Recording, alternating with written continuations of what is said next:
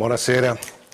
L'Italia sta andando a rotoli, crolla il PIL, cresce il fabbisogno e il deficit pubblico, le aziende chiudono o licenziano, la scuola pubblica, l'università, la ricerca, la sicurezza sono in grosse difficoltà per i tagli indiscriminati.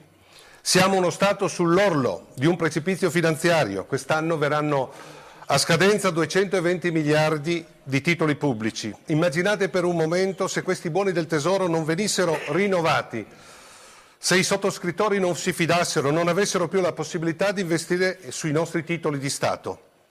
Cosa succederebbe? Se rimanessero venduti solo il 10%, sarebbero oltre 20 miliardi di euro che lo Stato dovrebbe restituire. Dove li troverebbe il nostro Paese?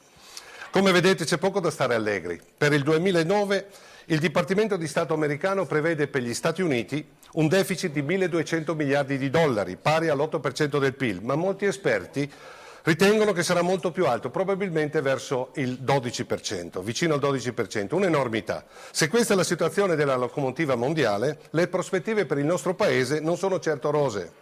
Fino a un anno fa la nazionalizzazione delle banche negli Stati Uniti, in Gran Bretagna e in Germania vi sembrava fantascienza, mentre oggi viene accettata anche dagli economisti più liberisti. Tremonti e Berlusconi dispensano tranquillità, dichiarano che i nostri istituti di credito sono sani, ma ciò che afferma il Re Sole di Arcore non è credibile. Pensate, fino a 20 giorni fa diceva che la crisi non avrebbe toccato quasi il nostro Paese. E poi Tremonti, solo qualche mese fa aveva escogitato una tassa per le banche, la famosa Robin Tax, che avrebbe dovuto sostenere la carta della povertà, la Social Card.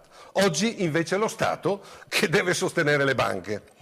Quando Tremonti se ne è uscito con la Robin Tax, il mondo aveva già scoperto i titoli tossici, i titoli spazzatura. Eppure il nostro nuovo Quintino Sella non si era accorto di nulla, forse si era distratto, non lo so, chi lo sa. Sempre Tremonti, da bravo soldatino, ha subito il diktat del suo boss ed ha permesso da Ministro delle Finanze la soppressione dell'ICI anche per i benestanti, visto che il 40% dell'ICI sulle case più modeste era già stata eliminata dal governo Prodi.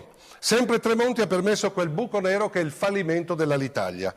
Quando i tempi politici saranno diversi, speriamo entro breve, emergerà in tutto il suo schifo questa spaventosa cloaca che farà arrossire di vergogna coloro che hanno sostenuto questa operazione berlusconiana. Solo questi due esempi hanno aumentato il nostro deficit di 7 miliardi. Quando si parla di deficit non possiamo dimenticare che l'Italia è il paese europeo più indebitato. Secondo la Commissione europea i deficit pubblici al 2008 dei più importanti paesi europei sono la Francia al 67%, la Germania al 66%, la Gran Bretagna al 50%, la Spagna al 40%, mentre l'Italia è al 105,7%. Questo quadro e queste cifre sono lì a testimoniare che il tempo dei balocchi è finito. Obama e gli altri leader del mondo stanno impegnando tutte le loro capacità e il loro prestigio per combattere questa crisi. E in Italia? Di cosa si è occupato principalmente Berlusconi e la sua maggioranza in questi primi 10 mesi del suo governo? Innanzitutto del lodo Alfano, la legge che lo ha reso immune al di sopra delle leggi come il Re Sole. Si sta poi impegnando a bloccare l'uso delle intercettazioni telefoniche della magistratura, a preparare nuove regole per legare le mani ai giudici, a distillare la paura creata ad arte nei cittadini, istituendo ad esempio le cosiddette ronde, ad attaccare la nostra Costituzione bollandola come filosovietica, ad impedire ai giornalisti di pubblicare le notizie. Sta lavorando per far diventare la RAI una dépendance di Mediaset.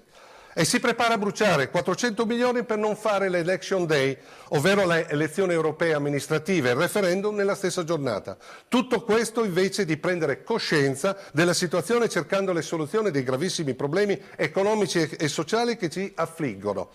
Come estendere gli ammortizzatori sociali per i precari, gli apprendisti, le categorie dei lavoratori che non hanno protezioni, trovando le risorse, innanzitutto recuperando i 5 miliardi del condono del 2003 di Tremonti non ancora incassati. Questo pochi lo sanno. Combattendo l'evasione fiscale calcolata da diverse fonti in oltre 200 miliardi l'anno. Purtroppo il Re Sole e i suoi maggiordomi, come vedete, sono in altre faccende affaccendati. Continuano a dispensare slogan ormai logori che incantano sempre meno i cittadini. Insomma, la classe politica che ci governa dimostra ogni giorno di più la propria inadeguatezza. Annuttata, diceva il grande Edoardo De Filippo. Speriamo presto. Arrivederci a mercoledì prossimo.